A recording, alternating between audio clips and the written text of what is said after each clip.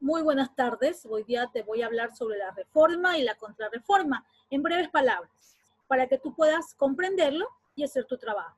Te animo a que veas el video que voy a presentar y que voy a narrar a continuación. Espero que no pierdas ningún detalle de él. En el siglo XV, estamos hablando de la Edad Media, era una época totalmente teocentrista. ¿Qué quiere decir? Que el hombre solamente se daba o volcaba su imagen a Dios y la iglesia era muy, pero muy fuerte, muy poderosa. Esto pues hacía que los aspectos de la vida diaria todos estén involucrados con lo que la iglesia decía. Esto hacía que la misa, por ejemplo, un ejemplo de lo que la fortaleza de la iglesia, que solamente se diga en latín. Y el latín no era privilegio de muchos, sino de muy pocos. Por ejemplo, la clase noble, que eran los reyes, las clases altas, que eran los que manejaban, se puede decir, el latín.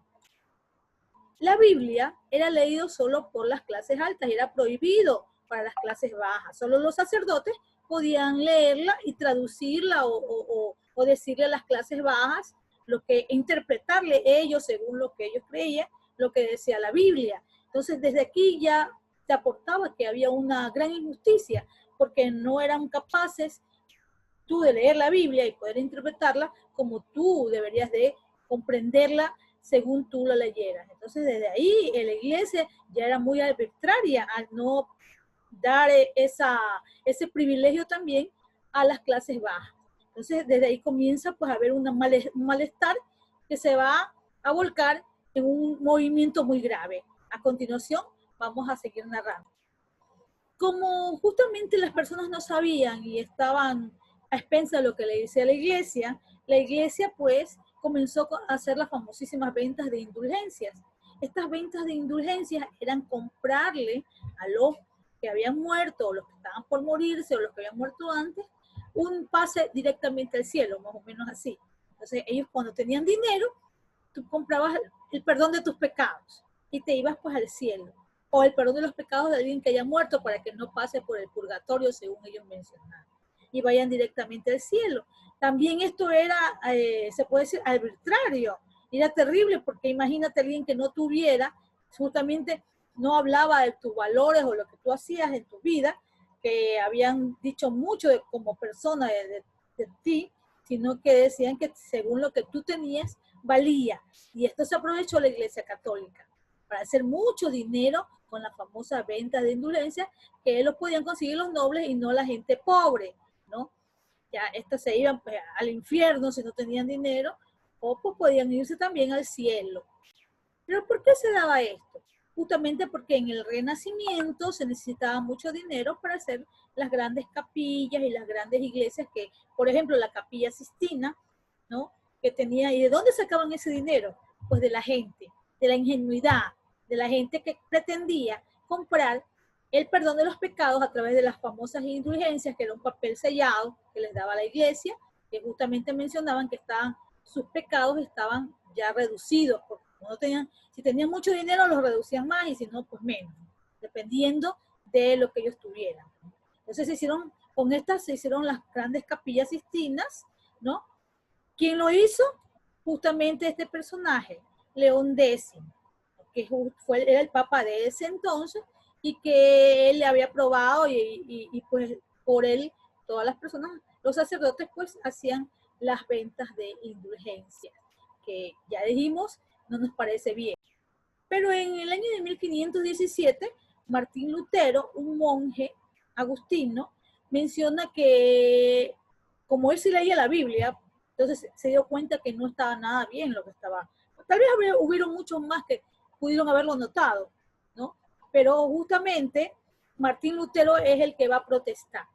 Va a hacer sus 95 tesis, que justamente va a ponerlas en la iglesia y van a criticar duramente a las imposiciones del Papa, ¿no? Y esto hace que muchos lo aplaudan y que otros lo odien, ¿no? Y lo critiquen y no lo quieran ver. Esto va a dar paso a la reforma protestante, ¿no? Y esta reforma va a criticar que que se adore a los santos y a la Virgen. Y también va a criticar la venta de indulgencias, entre otras cosas. Entonces, esto de aquí va a ser un boom, como ya mencioné, en el movimiento que se estaba dando en ese momento. Esto va a separar a la Iglesia Católica, ¿no? Y vamos a ver que ya no se va a pagar por las indulgencias y un enfrentamiento entre Lutero y el padre León. Como consecuencia de esto, en el año de 1520, Lutero es excomulgado. ¿Qué quiere decir esto? Sacado de la iglesia. Lo sacaron y tuvo que ser protegido por algunos de la nobleza que ya comulgaban con sus ideas. En el exilio, Lutero va a traducir la Biblia al alemán y aquí va a llegar a muchos gracias que se había dado ya en el mundo la invención de la imprenta. ¿Cuál es el libro más leído después de la invención de la imprenta? Es justamente la Biblia, que llega a grandes masas y ahora sí se puede interpretar según lo que los creyentes leyeran y lo reflexionaran, ¿no? En el año de 1555 se va a hacer pues o va a haber la paz de Habsburgo, justamente donde se va a dejar que los príncipes reyes de Europa eligieran si quería ser protestante o quería ser católico.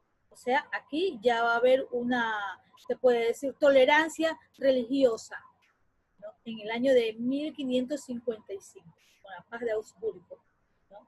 Ya los reyes, como mencioné, podían ellos querer ser, y muchos países se van a integrar a la reforma protestante de Lutero y va a tener mucha fortaleza en lo que se refiere. La respuesta de la Iglesia Católica a todo lo que se estaba dando en el mundo con la reforma que había hecho Lutero es justamente la contrarreforma. Frente a la reforma protestante, ¿no? Lo que hace la Iglesia es dar una serie de pautas para que no se siga dividiendo esta Iglesia. La Iglesia Católica ya no buscaba detener al protestantismo, sino que buscaba afianzar las cosas que estaban mal, que estaban bien, y sacar las cosas que estaban mal en lo que era la Iglesia, la religión católica, ¿no? Y vemos nosotros que justamente va a comenzar la serie de reformas, que lo van a llamar ellos la contra. Para eso se hace la reunión en Trento, que era una ciudad en donde los sacerdotes se reunieron justamente con el famoso Concilio de Trento en el año de 1545 a 1565, donde van a poner muchas pautas para restablecer la fe y obras de la Iglesia Católica. ¿Cómo lo van a hacer? Con fe y obras, ¿no? Con la autoridad, la reivindicación de la autoridad de la devoción a la Virgen, entre otras cosas. El celibato para los sacerdotes católicos, los seminarios, ¿no? Y muchas otras cosas más, ¿no? Que también va a aparecer la Compañía de Jesús, que la va a fundar justamente San Ignacio de Loyola en el año de 1540, que es muy importante para la Iglesia Católica. La contrarreforma va a afectar el arte, porque justamente este arte, como ya mencioné, va a darse en las iglesias y va a dejar a un nuevo estilo, como es el arte barroco, donde todo era muy bonito, muy pomposo, ¿no? Entonces aquí vemos nosotros que las iglesias comienzan a ser muy decoradas, en contraste a las iglesias protestantes que no tienen decoración. Entonces era una forma como de resaltar, ¿no? De resaltar de ellas. Como ya dije, estas son las iglesias protestantes versus a las iglesias católicas, que son, pero muy, muy, muy hermosas. En resumen, la reforma fue un movimiento muy poderoso que nunca pensó que se iba a dar, gracias a Martín Lutero, que justamente va a imponer o a exponer también sus ideas, y estas van a ser oídas, porque en realidad tenía mucha razón. ¿Qué hace Martín Lutero? La Iglesia Católica la va a separar en lo que se refiere a la Iglesia Anglicana y la Iglesia Católica, que tienen sus diferencias muy pronunciadas. La Reforma justamente viene a través de Martín Lutero, y la Contrarreforma son los que ya los sacerdotes, los papas de aquel entonces, van a ir como quien dice, en respuesta a esta reforma para que no se les desbarate la iglesia, no se les termine de desbaratar. Ya habían aceptado el protestantismo, pero no querían que la gente siguiera al protestantismo mucho más que a la religión católica. ¿Cuál es se puede decir, el aspecto negativo? Que de aquí de la contrarreforma va a salir la Santa Inquisición, ¿no? Esa Inquisición que mataba a la gente y que tuvo muchísimos, las famosas cruzadas, ¿no? Que mataban en nombre de Dios. Entonces, esto de aquí también fue un aspecto negativo. Eso es en cuanto a la reforma y a la contrarreforma. Recordemos que el símbolo de la reforma es Martín Lutero, ¿no? Y que, como ya mencioné, va a separar a la Iglesia Católica. No quiere decir que no creen en Cristo, sino que todos tienen una opinión diferente o tienen seguimientos diferentes, ¿no? A lo que se da, ¿no? Por ejemplo, en el Concilio de Trento es donde se va a definir todo lo de la Iglesia Católica. Todo lo que nosotros vemos, los que somos católicos en la iglesia, las misas, los credos, el Padre Nuestro, todo se dio en el Concilio de Trento, que fue muy importante para la Iglesia Católica. El celibato para los padres, los seminarios y muchas cosas que hasta la actualidad se siguen respetando. Eso es todo.